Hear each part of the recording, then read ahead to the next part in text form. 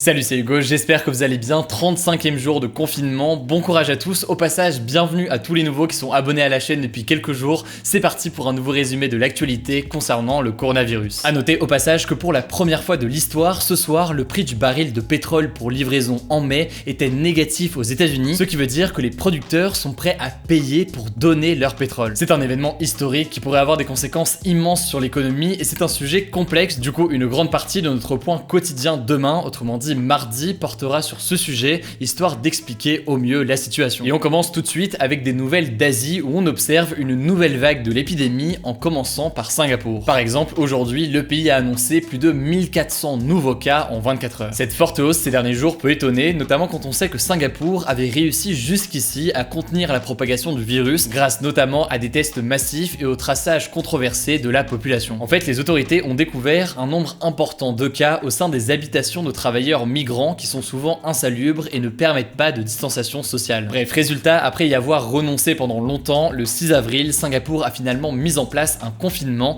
et craint une seconde vague. Mais Singapour n'est pas le seul pays d'Asie qui doit faire face à une potentielle seconde vague, puisque Taïwan ou encore la Chine ont enregistré une augmentation du nombre de nouveaux cas. Souvent, il s'agit de cas importés, c'est-à-dire des gens qui étaient à l'étranger et qui sont revenus dans leur pays d'origine suite à la levée des mesures de confinement. En tout cas, ce qui se passe en Asie, c'est la preuve qu'il ne suffit pas de mettre en place le confinement une seule fois pour s'en sortir. Malheureusement, tant qu'on n'est pas assuré qu'une personne contaminée devient immunisée et tant qu'il n'y a pas de traitement ou de vaccin, les populations mondiales vont devoir s'habituer à vivre avec le virus. Autre info, en France, je voulais vous parler de cette photo qui a fait le tour des réseaux sociaux ce week-end. Dans un tweet, Charlotte Gillard, une journaliste de France Info et passagère d'un vol Paris-Marseille opéré par Air France, s'est étonnée de voir qu'aucune règle de distanciation sociale n'était respectée à bord puisque le vol était complet. Air France a assuré qu'il s'agissait d'un cas exceptionnel et que des masques étaient distribués à chaque vol, mais tout de même, on peut s'interroger sur le fonctionnement des transports maintenant et après le confinement. Dans sa conférence de presse hier, le Premier ministre Édouard Philippe a indiqué qu'à partir du 11 mai, les masques grand public pourraient être obligatoires dans les transports publics. Il a aussi encouragé les entreprises à maintenir le télétravail pour éviter une trop haute fréquentation des transports en commun, une chose qu'a aussi demandé la maire de Paris, Anne Hidalgo. Bref, pour l'instant, vous l'avez vu, c'est surtout un appel à la responsabilité, mais pas de réelles mesures mises en place après le confinement. Évidemment, on verra ce qu'il en est dans les jours à venir. On reste en France avec une info de la mairie de Paris qui a déclaré avoir retrouvé des traces infimes de coronavirus dans le réseau d'eau non potable de la ville, une eau utilisée notamment pour nettoyer les rues de la capitale. Du coup, logiquement, la mairie a annoncé qu'elle avait saisi l'agence régionale de santé pour qu'elle analyse les risques éventuels présentés par les traces. A noter, et c'est très important de le préciser, qu'aucune trace du virus n'a été trouvée dans de l'eau potable, autrement dit l'eau du robinet, car c'est un autre réseau qui est complètement indépendant. Au-delà de ça, en mars, un représentant officiel de l'OMS a déclaré qu'il n'y avait aucune preuve scientifique permettant d'affirmer qu'on pouvait attraper le coronavirus par l'eau. Bref, pas d'inquiétude pour le moment. Dernière info en France avant de passer au point à l'étranger, on en parlait hier, samedi soir, un motard a été blessé à la jambe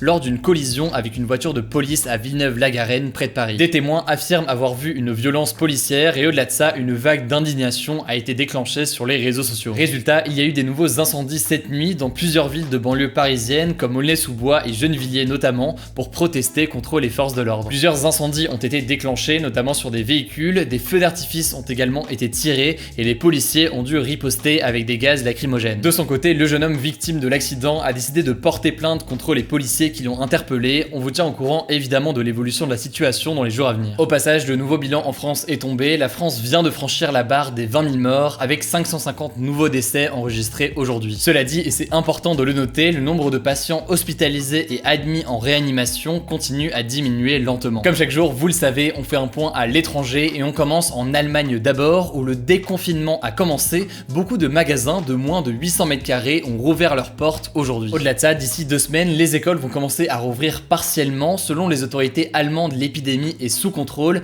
mais les grands rassemblements seront interdits jusqu'au 31 août. Autre pays en Europe, c'est l'Espagne. Le pays est passé sous la barre des 400 morts dans les dernières 24 heures. C'est un signe encourageant pour les autorités sanitaires qui s'ajoute à la diminution des hospitalisations et des admissions en soins intensifs. Autre info à l'étranger, ça se passe au Brésil. Le président Jair Bolsonaro est allé soutenir des manifestants qui ne respectaient pas les règles de confinement à Brasilia. Vous le savez peut-être puisqu'on en a déjà parlé, depuis le début de l'épidémie, Jair Bolsonaro n'arrête pas de critiquer ceux qui défendent les mesures de confinement appliquées à l'échelle locale par des maires. Les raisons principales de son opposition, selon lui, le virus ne serait pas aussi grave que ça et au-delà de ça, le confinement ralentirait l'économie. Bref, Bolsonaro a donc décidé de se joindre aux habitants qui manifestaient pour une levée du confinement à Brasilia. Les images sont assez incroyables, il a même toussé plusieurs fois pendant son discours. Pour finir le point en Europe, j'aimerais qu'on parle de la Grèce qui n'a enregistré que 105 décès liés au coronavirus et à peine 2000 contaminations depuis le début de l'épidémie. Ce chiffre, il est très bas quand on sait que le pays a plus de 10 millions d'habitants. En fait, aujourd'hui, la Grèce fait figure de modèle en Europe, notamment grâce à sa réactivité. Le gouvernement a mis en place de façon très rapide des mesures strictes de confinement en interdisant les rassemblements dès février, puis en fermant les commerces et les écoles fin mars, alors que le pays comptait très peu de cas. Comme chaque jour, vous le savez, on termine avec une note positive. Première info, mais vous le savez peut-être déjà, le rappeur Jul a décidé de vendre aux enchères ses disques d'or, de platine et de diamants afin de récolter des fonds pour les hôpitaux. À l'heure où je tourne cette vidéo, il a déjà récolté plus de 75 000 € et la vente reste accessible jusqu'au 27 avril. Une autre vente aux enchères dont je voulais vous parler, c'est celle des sportifs de Lyon au profit des hôpitaux de la ville. On peut notamment trouver les crampons d'Amandine Henry, la veste de présentation du dernier match de Grégory Coupé avec l'Olympique lyonnais ou encore le mythique maillot des Spurs de Tony Parker. La cagnotte s'élève déjà à plus de 400 000 € et là aussi, comme d'habitude, je vous mets un lien en description. Alors certains d'entre vous le savent déjà, d'autres peut-être pas encore, mais en plus de cette chaîne YouTube et des points quotidiens qu'on fait chaque soir ici,